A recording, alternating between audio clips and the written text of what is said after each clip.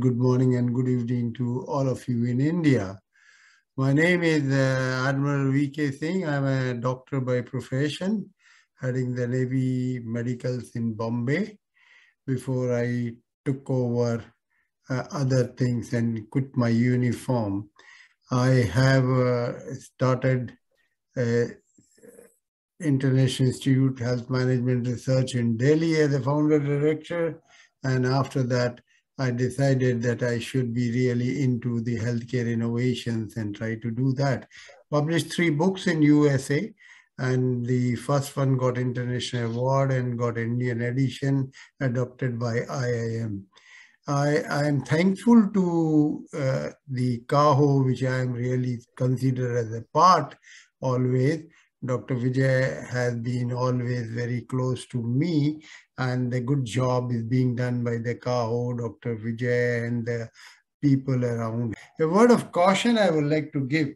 I was here only 2-3 days back in Columbia University, and ultimately found 250 odd innovations are being incubated. A word of caution when I teach in IIM and IIT, I would like to give that what you have done till now, till today, your presentation, is only half job done. After that, if you really want to monetize or otherwise, out of the total, the success rate is not more than 15%. It is that 15% which will come up. The 15% is the one which you should consider, and the people always do, but do think of your failures, and those are the 185 odd percentages. You must learn from the failure. I would now get back to the presentation part of the presenters. It is something which really I congratulate all 5 of them who have come all the way, and CAHO has already selected them for doing. I now request my second presentation from Aster MIMS Calicut, use of 3D printing of spine surgery, a low-cost alternative to achieve safety and accuracy. Thank you. Good evening. I thank CAHO and all the team to allow us to present this for the second time, and the jury to select this. I will be presenting the early adoption of this technology, which is use of 3D printing in spine surgery, a low-cost alternative to achieve safety and accuracy. So whenever a word spine surgery is mentioned, the first thing the patients think about is dread about is paralysis. And the goals of a good spine surgery is to achieve a safe, accurate, efficacious surgery with limited complications and early mobilization.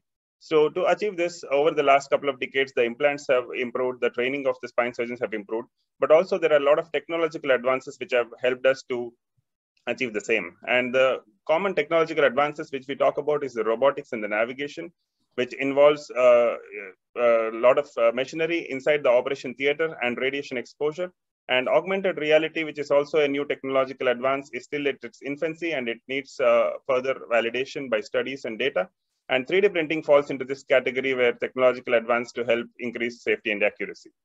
So the main drawbacks of what surgery we normally do, like open-end MI surgery, is one is the radiation exposure. It is documented that spine surgeons double their lifetime radiation exposure limits in less than 10 years, and that is alarming.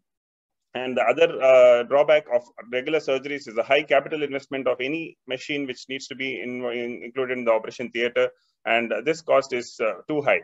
So there was an interesting paper in Journal of Spine Surgery where it got published as "What should my hospital buy next?" And it showed the different range of machines which has to be bought by the hospitals to increase safety and accuracy, and it ranges from $1 to $1.5 million, which is very expensive. So in India and developing countries, what we need is a low-cost, high-benefit instrument which helps us to do the same.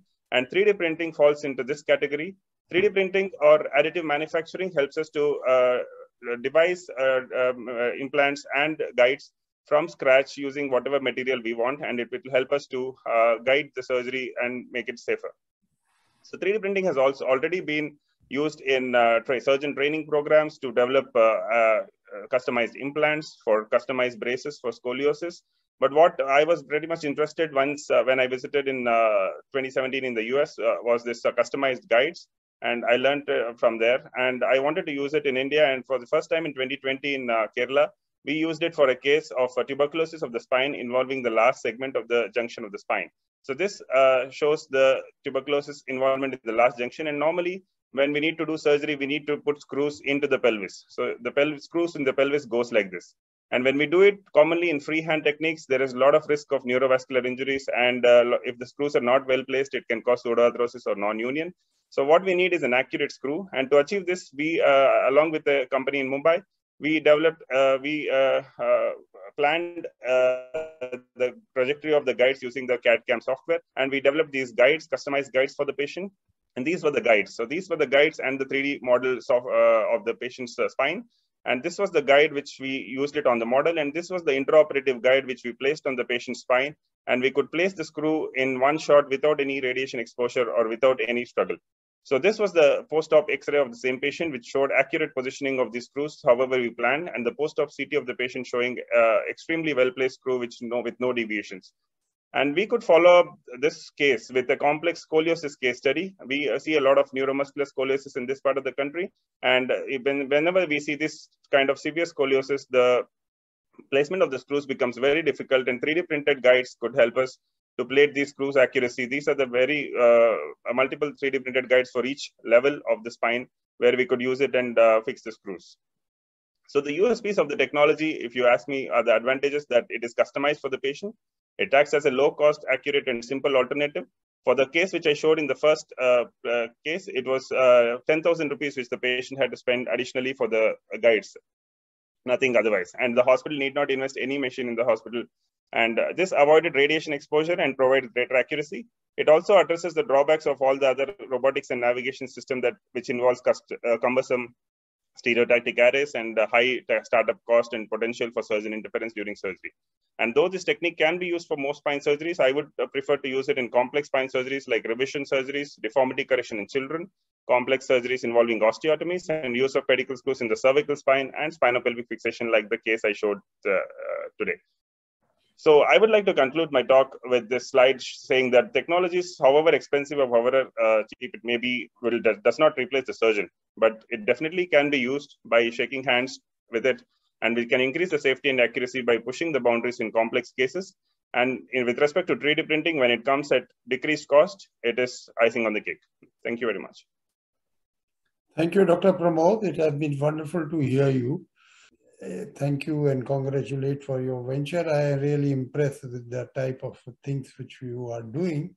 And it is something I want to mention to that innovation is not a buzzword. Yes. It is something which should bring down optimize the cost, yes, increase the efficiency of any kind. And that Definitely. Is what is importantly is.